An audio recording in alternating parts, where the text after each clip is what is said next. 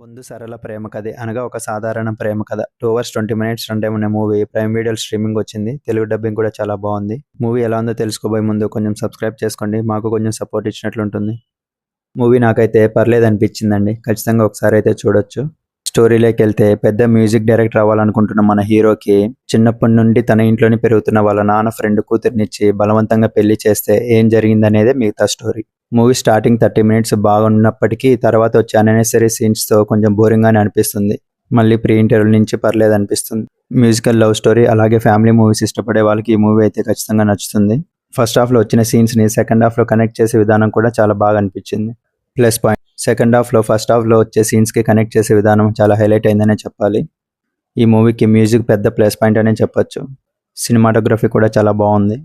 Minus points first హాఫ్లో కొన్ని సీన్స్ని ఇంకా కొంచెం బాగా తీయొచ్చు అనిపించింది. ఫస్ట్ 30 మినిట్స్ తర్వాత వచ్చే సీన్స్ చాలా బోరింగ్గానే అనిపిస్తాయి.